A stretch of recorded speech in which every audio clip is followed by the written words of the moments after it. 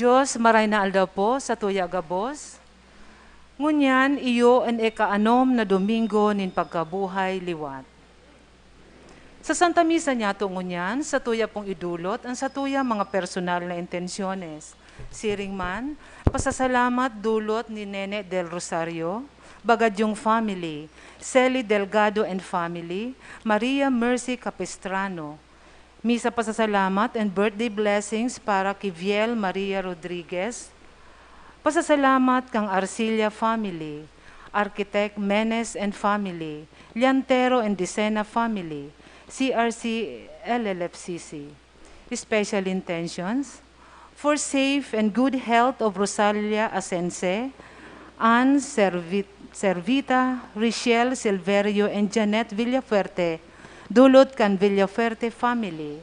For safe, good health, and financial blessings for Maria Faye Donna and Jerome Rodriguez, Cindy and Arnold II Bunyag, Arnold Corby Bunyag. For safe and good health of Carmen Bunyag, Viel Maria Rodriguez, offered by Binang Bunyag. For good health and more blessings of Leticia Robredo, and for good health of all the mothers on Mother's Day, offered by Sean Robredo. For safe and good health of and financial blessings of Maria Francia, Mary Jane Prado and Roderick, Virgie Alexis Hector, Bibi and Joseph, offered by Liantero and Dicena family. For complete healing of all sick members of CRC LLFCC family, especially for Sis Salvi Cabral. For eternal repose of the soul of Danilo, offered by Sis Binang. For the souls of Pasencia, Eliseo, Erlinda, Pablo, and for all souls in purgatory, offered by Dotimonte and family. For all the souls in purgatory, offered by Fe Bagadyong. For the souls of Edgardo, Epifania, Gregorio, Irene, Pablita, Casiano, Aaron, Ronald J., Antonio, Saturnina, Yolanda, and for all souls in purgatory, offered by Liantero and Dicena family. For the souls of Paz, Melquiades, Basilio, Rosario, asin sa gabos sa kalag sa purgatorio, dulot ni Norma San Benaventura. Para man sa kalag ni Beatriz Silvestre, asin sa gabos na kalag sa purgatorio, dulot ni Sis Lagring Clarina. Siring man, for eternal repose of the souls of all CRC, LLFCC members. Sa gabos po na nagdulot, salamat po. Ang tema ngunya na Domingo, ang Diyos pagkamuot. Sa liturhiya ngunyan, ipinapasabot sa to ang manunungod sa pagkamuot sa Diyos asin sa kapwa. Kitagabos nagaako kang dakulang pagkamuot nin Diyos. Ini sa tuyang namamatean sa paagi kan sa iyang mga linalang, asin kan mga tawong namumuot sa to. Bilang mga Kristiyano, igwa kita ning katungdan na iheras asin ipamate ang pagkamuot nin Diyos sa satuyang kapwa. Urog na duman sa mga nadidikluman. Ang Santa Misa niya tungunyan, panginginota ni Reverendo Padre J.S. Aguilar, Parochial Vicar, Immaculate Conception Parish, Concepcion Pequeña, Naga City. Matindog po ang gabos asin maugmang awito nan awit sa pagpuon.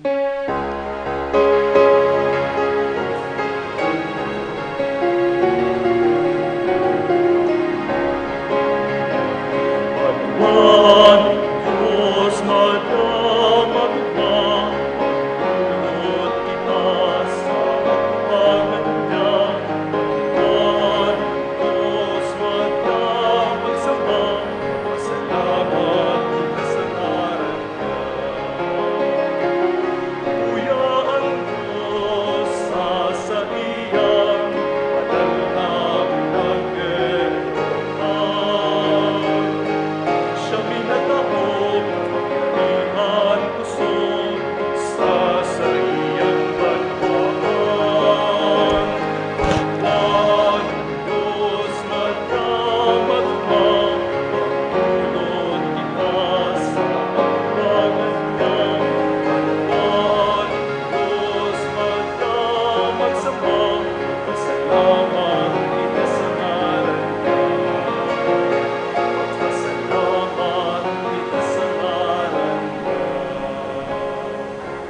Sa ngaran kan Ama, asin kan Aki, asin kan Espiritu Santo. Amen. Ang grasya ni Jesucristong kagurang nantaan pagkamuot kan Dios, asin ang pakisumaro kan Espiritu Santo mapasa indo gabos. Asin sa imong espiritu. Mga tugang ako untaan sa tong mga kasaalan, tanganing magkanigo kitang magselebrar kan mga banal na misteryo. Ika na sinugo sa pagpaumay kan mga nagsusulsol, kagurangnan mahera ka. Kagurangnan mahera ka. Ika na nagdigdi sa pag-apod kan mga parakasala, Kristo mahera ka. Kristo mahera ka. Ika na nagtutukaw sa tuo kan Ama sa pagsurog sa mo, kagurangnan mahera ka. Kagurangnan mahera. Maherak man lugod sa to ang Dios na makakamuhan, asin pakapatawadan sa tong mga kasaalan, darahon kita sa buhay na daing kasagkoran. Amen.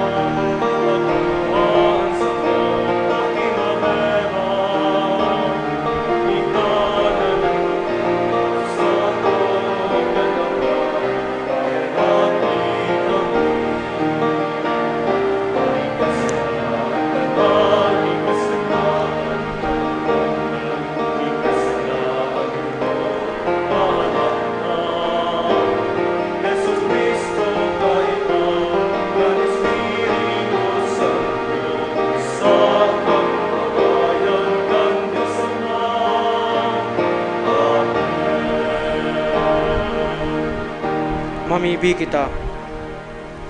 Diyos sa samuyang Ama, ang sa imong akin na mundag alagad mayong kapinunan, nagadaan alagad buhay sagkod paman.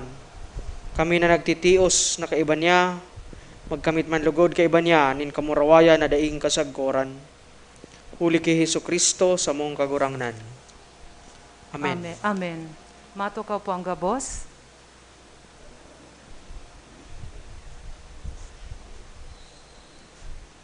Ang gibo kan mga apostoles, minapahayag kan luway-luway,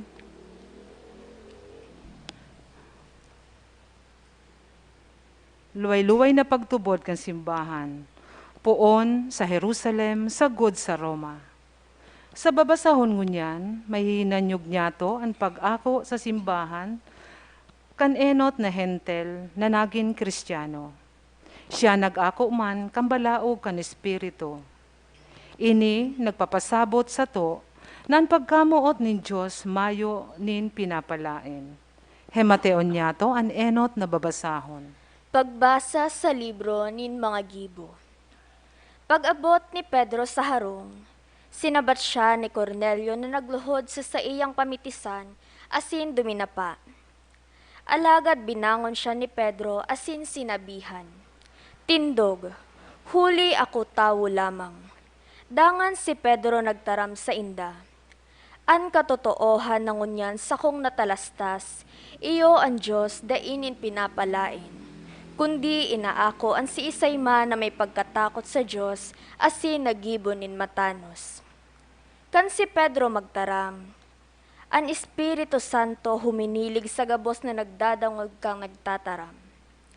Nangalas ang mga Hudyong Kristiyano na kaiba ni Pedro. Huli taan balaog ng Espiritu Santo, iwinaras man sa pagano. Nadangog na sindaman nagtaram nin manlaen-laen na mga tataramon, asin sindang ipinagrorokyaw ang Diyos. Si Pedro nagsabi, igwa daw nin makakasayuma kan tubig nin bunyag sa mga taong ininangunyan.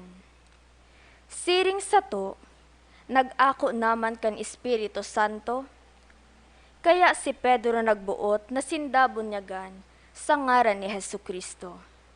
Pakatapos, nakimaherak sinda na magpawalat siya sa laog ni nagkapirang aldaw. Tataramon kan kagurangnan. Salamat sa Diyos. Salmo responsorio.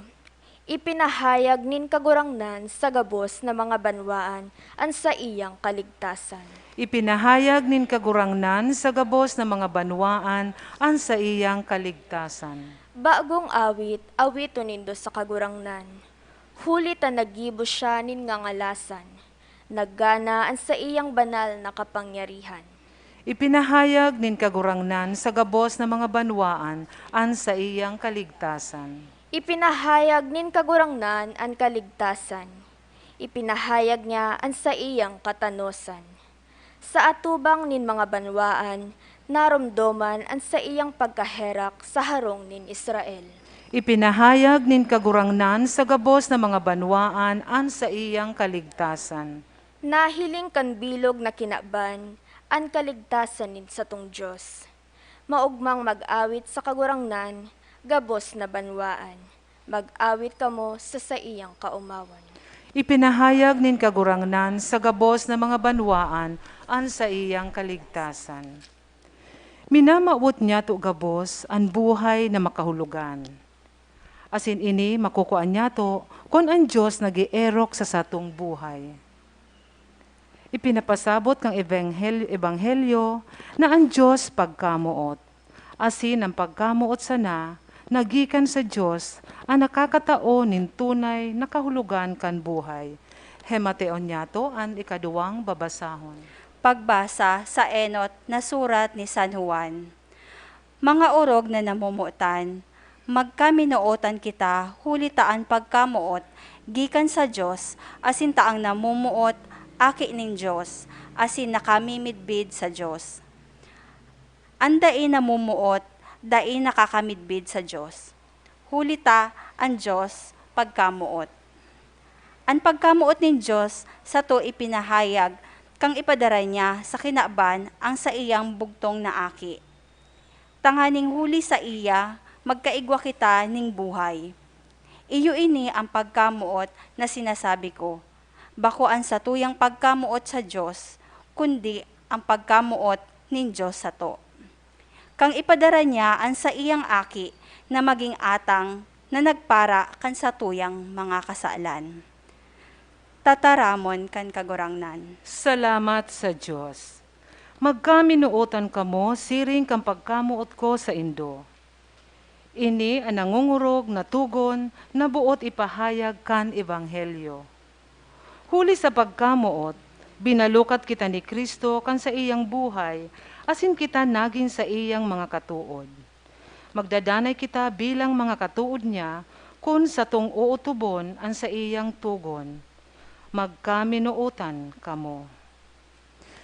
Matindog po ang gabos sa pagrukyaw kan marahay na bareta.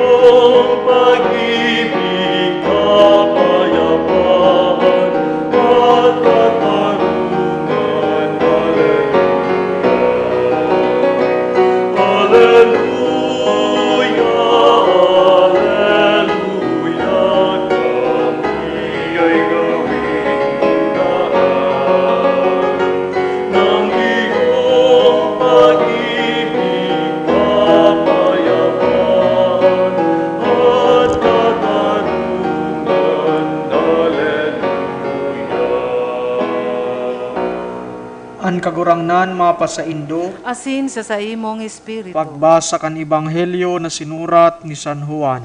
Kamurawayan sa imo kagurangnan. Si Jesus nagsabi sa iyang mga disipulos, "An Ama namuot sako, kaya ako man namumuot sa indo. Magdanay kamo sa pagkamuot ko. Kung utubon nindo an sakuyang mga tugon, magdadanay kamo sa pagkamuot sako. Siring na ako nagutob kan tugon nin sakuyang Ama, asin nagdadanay sako sa pagkamuot sa iya. Ini sinasabi ko sa indo, tanganing ang sakuyang kaugmahan maging dalisay, diyan sa indo. Asin man maging dalisay an sa indong kaugmahan. Iyo ini ang sakuyang tugon, magkaminuotan kamo, siring sa pagkamuot ko sa indo. Daying pagkamuot na mas urog kay ni, na idulot nin tawan sa iyang buhay huli sa iyang katuod. Kamo mga katuod ko, kung gibuhon nindo ang tugon ko sa indo. Dahin ko na kamo pag-aapodo na surugoon, huli taan surugoon, dahin nakakaisi, kung ano ang gibo kan sa iyang kagurangnan. Inaapod ko kamo nakatuod, huli ta pinahayag ko sa indo ang gabos sa tataramon kan sa kuyang Ama. Dahin nindo ako pinili, kamo pinili ko, asin tinugunan ko kamo na maglakaw, asin magbunga, bunga na magdadanay. Dangan itatao sa indo kan an Ama, an anuman na hagado nindo sa iya sa ngaran ko. Ang tugon ko sa indo, magkaminuotan kamo. An marahay na bareta nin satong kagurangnan. Pag-umaw sa imo, O Kristo, matukaw po ang gabos. Sarong marahay na aldaw na Domingo sa satuya po gabos. Diyos maray na aldaman po. An satuyang selebrasyon ngunyan panunin panuguntugon. An satuyang Ebanghelyo ngunyan mapadapit sa mga tataramon nin kagurangnan bago siya maghali sa kinaban. An mga tugon ginagalang, lalong-lalo na pag iniginibo kan sarong matua, leader, ama, ina, lalong-lalo na sa momento nin kagadanan bago magadan. Ang apod kaiyan mga last will and testament. Ginagalang, rinirespeto, sinusunod. Ninhuli hinihiling na ang mga huring, tataramon kan tao, ekspresyon kan sa iyang pagkatao, asin siyempre kan sa iyang kabutan. An tugon nin kagurangnan iyo na magkaminuotan kita gabos. Pagkamuot an patos kan mensahe nin kagurangnan.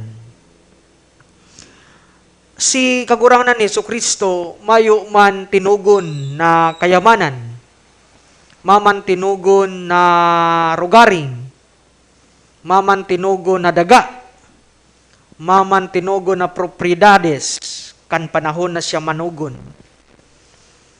Mala ngani ta kan tinugon niya an sa iyang ang pagkamuot na ini, iuman sana, manang iba. Ultimamente na sa iyang rugaring na bado, hinali pa sa iya.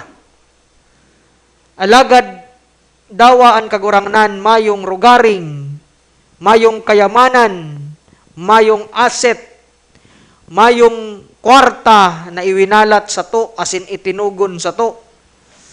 Ang kagurangnan, makapangyarihan. An sa tuyang simbahan, an gabos na tinugunan niya, kita gabos na Kristiyano,